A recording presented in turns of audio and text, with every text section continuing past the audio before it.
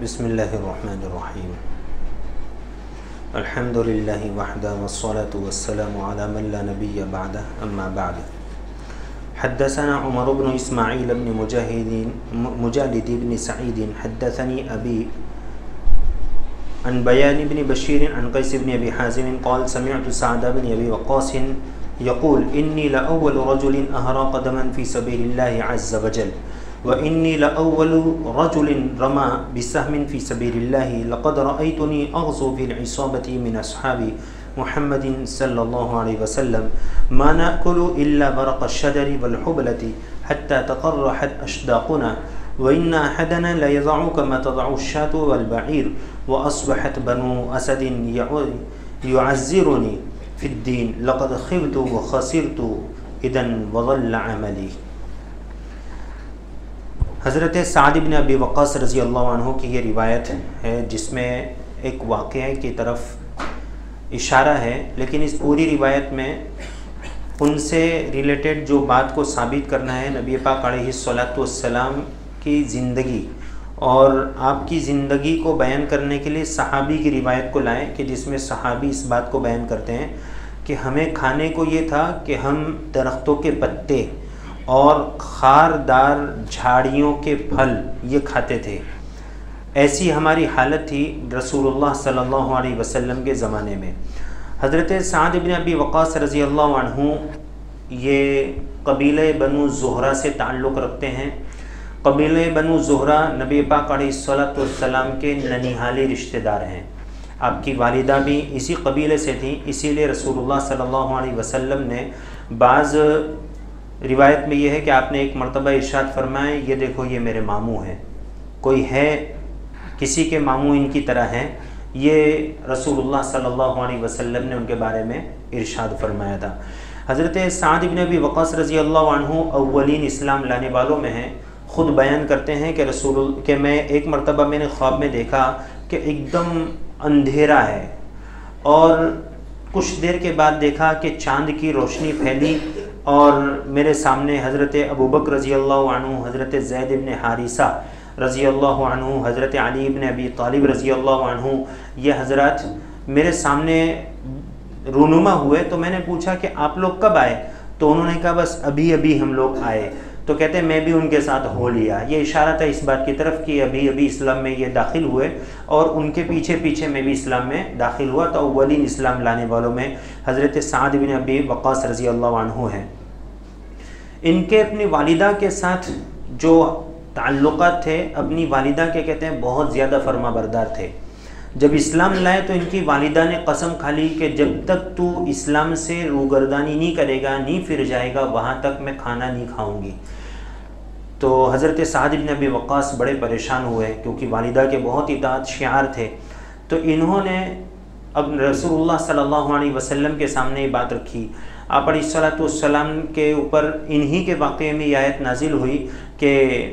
وَإِن جَاهَدَاكَ لِتُشْرِكَ بِي مَا لَيْسَ لَكَ بِهِ عِلْمٌ فَلَا تُطِعْهُمَا إِلَيَّ مَرْجِعُكُمْ فَأُنَبِّئُكُمْ بِمَا كُنْتُمْ تَعْمَلُونَ کہ اگر والدین دونوں یا کوئی ایک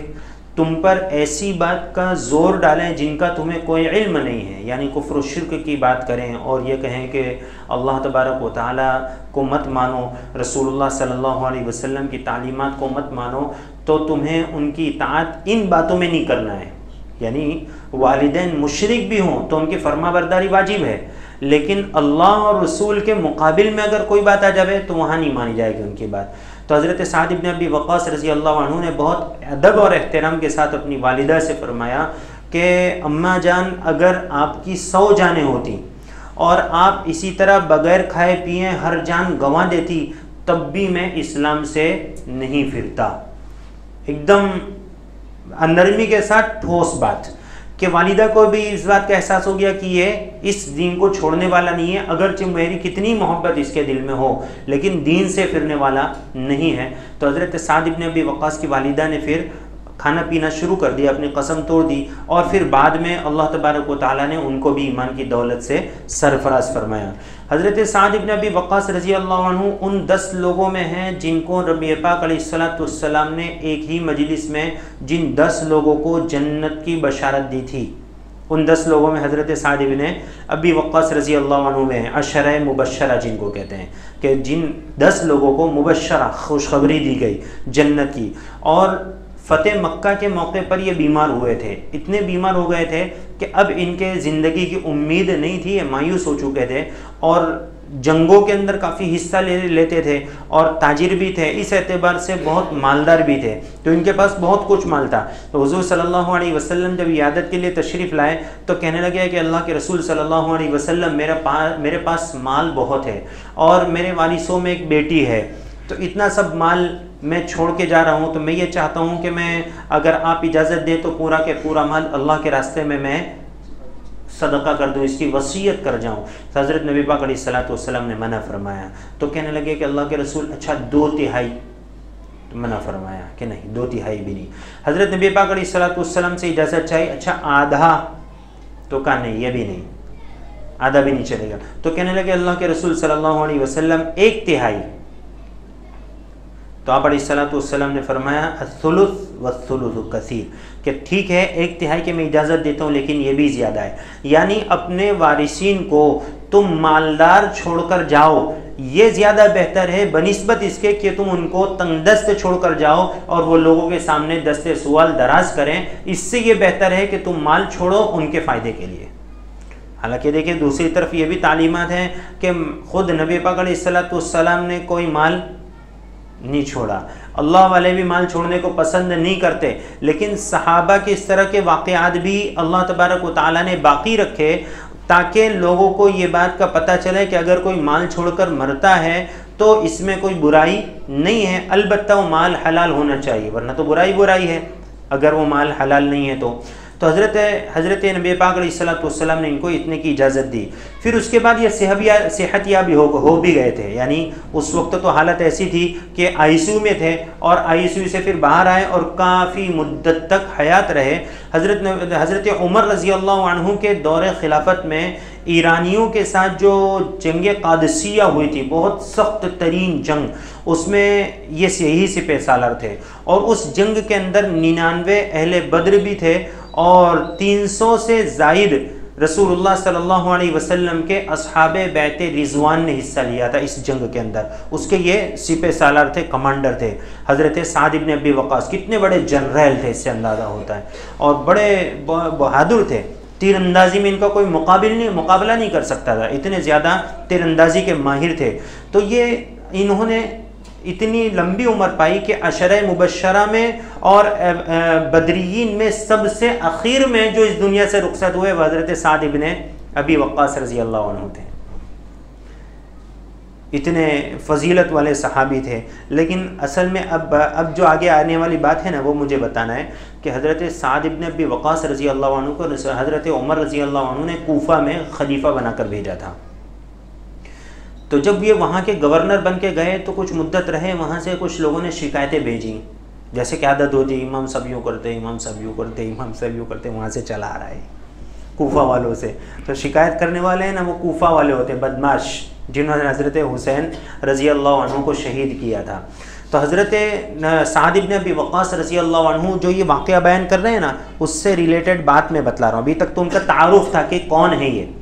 ان کا انٹرو کرا رہا تھا میں، اب ان کے بارے میں سنیے کہ ان کے بارے میں شکایت آئی۔ تو حضرت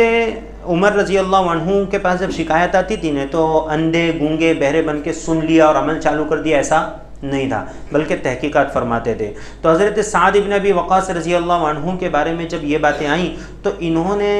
اپنی صفائی پیش کرنے کے لیے تحدیث بن نعمہ کے طور پر، یعنی اپنے اوپر جو اللہ کا کرم تھا اس کو بیان کیا کہ بھائی میں کن لوگوں میں سے ہوں، آپ کو پتہ ہے انا اول رجل رمى بسهم فی سبیل اللہ، کہ میں وہ شخص ہوں احرا قدما فی سبیل اللہ جس نے سب سے پہلے اللہ کے راستے میں خون بہایا، میں وہ ہوں،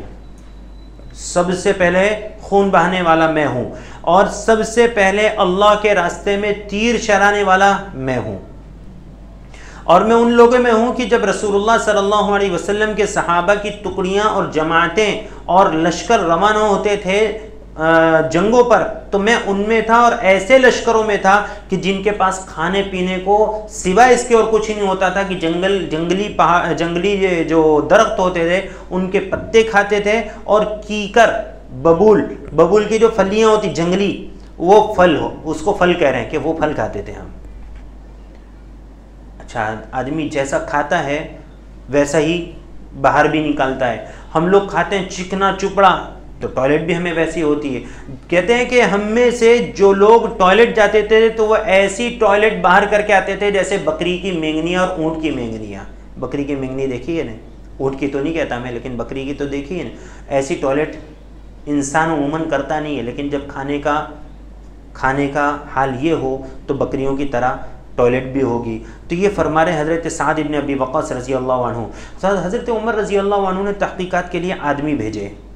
اور زیادہ تر یہ کام محمد ابن مسلمہ رضی اللہ عنہ کو سونپتے تھے. حضرت محمد ابن مسلمہ رضی اللہ عنہ وہاں پر تحقیقات کے لیے گئے تو ان کو کہا تھا کہ مسجدوں میں جا کر اعلان کرنا اور پوچھنا کہ سعد ابن ابی وقاص کے بارے میں تمہارا کیا خیال ہے، ان کی کیا شکایتیں ہیں. تو یہ تمام مساجد میں گئے اور وہاں پر اعلان کیا تو سعد ابن ابی وقاص رضی اللہ عنہ کی کوئی شکایت نہیں آئی. لیکن ایک آدمی کھڑا ہوا. سستی شہرت کو پانے کے لیے کچھ لوگ اس طرح کرتے ہیں، ارے بھائی کسی بڑے آدمی کے اوپر کوئی تہمت کوئی آدمی لگائے تو مشہور نہیں ہو جاتا ہے.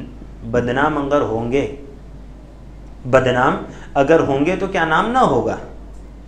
بد ہوگا اگرچہ، لیکن نام تو ہوگا کہ نہیں ہوگا. بس یہی ہے کہ بدنامی کے ساتھ نام بھی تو ہونا چاہیے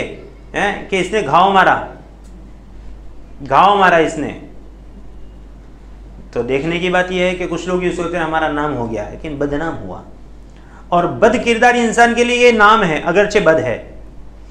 اگر آپ کسی بڑے انسان پر تہمت لگا دیں، اللہ والوں کی طرف تو میں مثال کے دے کر بھی نہیں کہتا، کوئی بڑا دنیا دار انسان ہو جیسے کوئی سی ایم ہو پی ایم ہو اور اس کے اوپر کوئی تھوک دے، کوئی جوتا پھینک دے.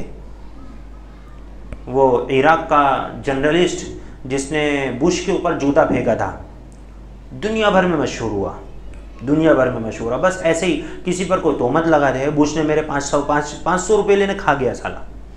اس طرح کوئی کہہ دے وے تو کیسا مشہور ہو جائے کہ بش جیسا انسان امریکہ کا پی ایم اور اس نے اس کے 500 روپے کھا لیے، کیسا انسان کہوائے. وہ بش بدنام ہو کہ نہ ہو لیکن اس کا نام ضرور مشہور ہو جائے گا کہ کس کے کھا لے، رکشے میں بیٹھا تھا، رکشے والے کے کھا گئے. تو حضرت سعد ابن ابی وقاص رضی اللہ عنہ پر بھی تہمت لگانے کے لیے ایک شخص کھڑا ہوا اور اسے 3 تہمتیں لگائیں. ایک تہمت یہ لگائی کہ جہاد کے لیے نہیں نکلتے. جنگ قادسیہ جیسی جنگ میں جو سپہ سالار ہو، کمانڈر ہو، اور جس نے اسلام میں سب سے پہلے تیر اندازی کی ہو، سب سے پہلا تیر کفار کی طرف پھینکا ہو، اس کے اوپر الزام کیا لگ رہا ہے؟ جنگ کے لیے نہیں نکلتے، بیٹھے رہتے ہیں، دوسروں کو نکالتے ہیں. اچھا صاحب، دوسرا تو کیا ہے جو مال آتا ہے تو مال کی تقسیم برابر نہیں کرتے. اور تیسرا الزام یہ لگایا کہ انصاف نہیں کرتے. حضرت سعد بن ابی وقاص رضی اللہ عنہ مستجاب الدعوات تھے، جن کی دعا اللہ رد نہیں فرماتے، ان لوگوں میں سے تھے حضرت سعد ابن ابی وقاص. حضرت سعد ابن ابی وقاص کے جملے ایسے مشہور ہوئے کتاب کے اندر محدثین نے اس کو جگہ دی. انہوں نے بد دعا فرمائی، یہ اسی مجلس میں موجود تھے اور ان کے سامنے 3 الزام لگا رہے ہیں. کیسے الزام لگا رہے ہیں؟ جس کا کوئی تعلق ہی نہیں ہے، کوئی تعلق دور دور تک کا نہیں ہے.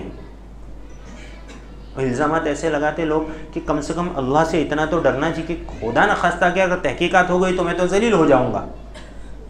اگر تحقیقات ہو گئی تو میں تو کتنا ذلیل ہوں گا کہ کہیں منہ چھپانے کی جگہ ہی نہیں ملے گی. لیکن اتنے بے شرم ہو جاتے ہیں، لقمہ ہی ایسا پیٹ میں گیا ہوتا ہے کہ کوئی شرم و حیا نہیں ہوتی ہے. تو حضرت سعد بن ابی وقاص رضی اللہ عنہ نے جو جملے ارشاد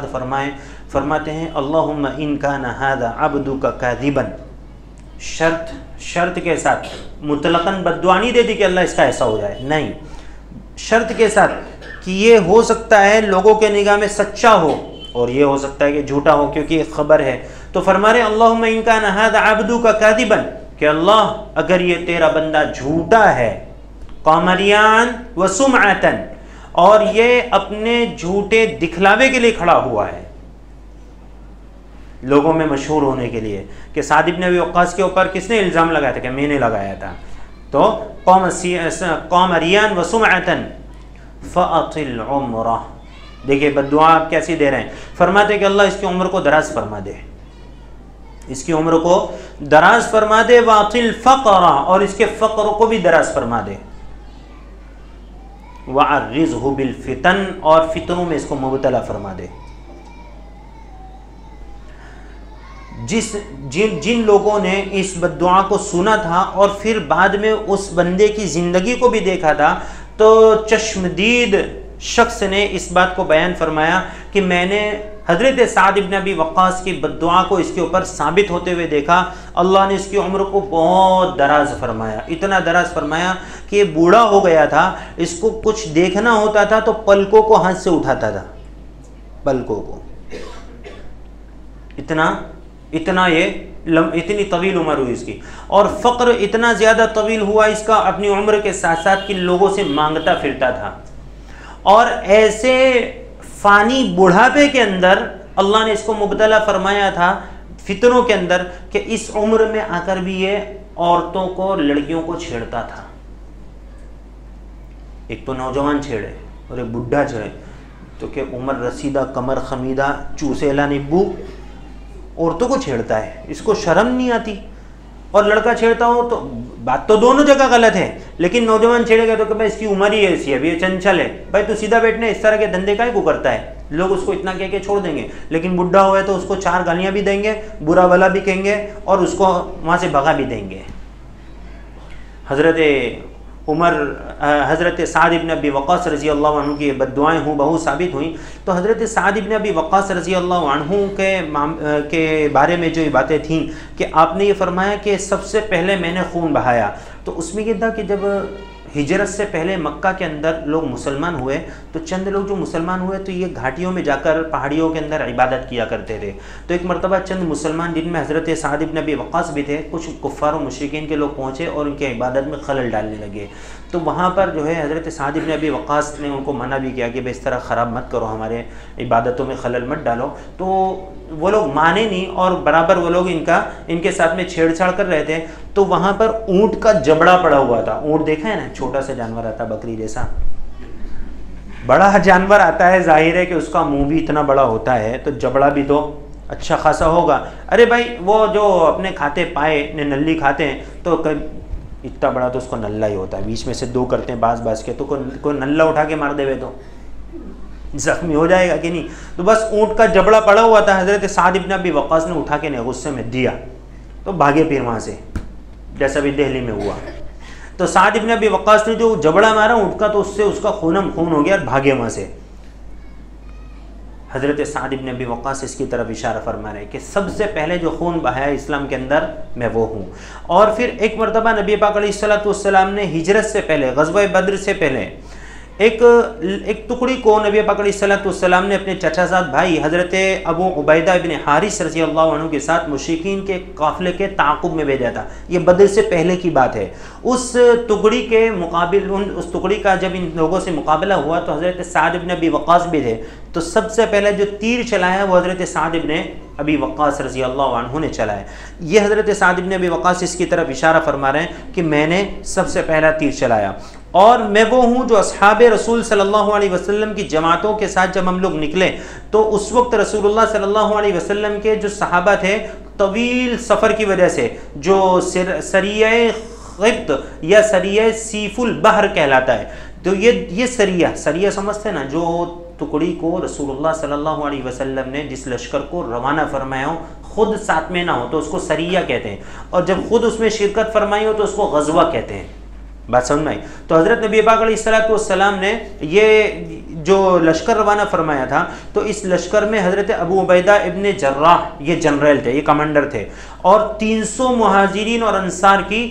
ایک جماعت ان کے ساتھ میں تھی۔ حضرت نبی پاک علیہ الصلوۃ والسلام کے ان صحابہ کے پاس میں جو کچھ کھانے کا تھا وہ ختم ہو گیا، تو حضرت ابو عبیدہ ابن جراح نے فرمایا جس کے پاس جو کچھ بچا ہو لے کر آؤ، تو 2 تھیلے بھر کر چھوٹے چھوٹے تھیلوں میں کھجوریں جمع ہوئیں، تو روزانہ 1 کھجور ایک بندے کو ملتی تھی۔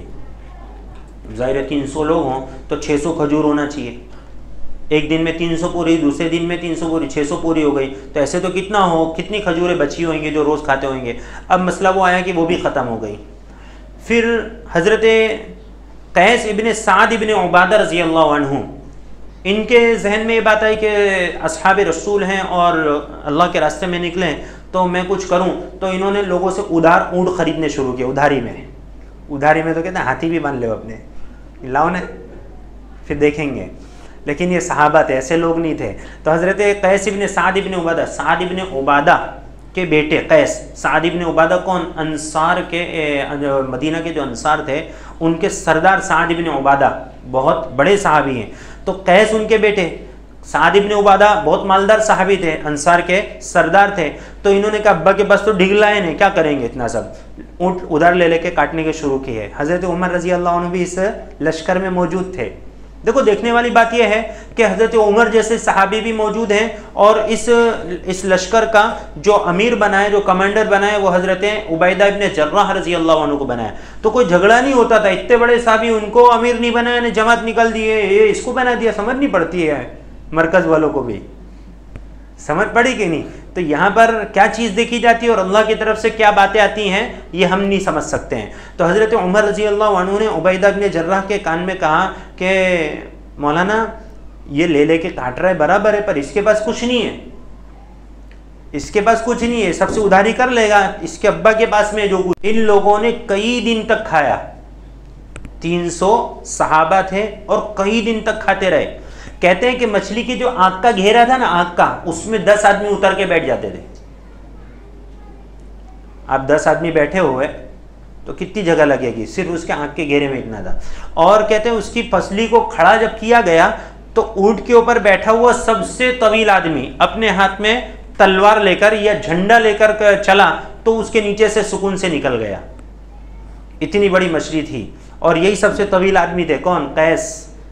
ابن سعد ابن عبادہ, جو اونٹ کاٹ کے دعوت دے رہے تھے, یہی سب سے طویل آدمی تھے اس میں. تو حضرت سعد ابن عبادہ رضی اللہ عنہ کے بیٹے نے اس طرح دعوت کری. بہرحال بتلانا یہ تھا, حدیث کے اندر نبی پاک علیہ الصلوۃ والسلام کی خود زندگی اور صحابہ کی زندگی کیسی تھی کہ آپ درختوں کے پتے کھا کر اپنا وقت گزارنے والے لوگ تھے. اور حضرت سعد ابن ابی وقاص رضی اللہ عنہ جو یہ فرما رہے ہیں کہ میں نے یہ کیا, تو اس ان کے واقعات سے ریلیٹڈ جو باتیں تھیں وہ آپ کے سامنے کی. اب آخر میں فرما رہے وَأَصْبَحَتْ بَنُو أَسَدٍ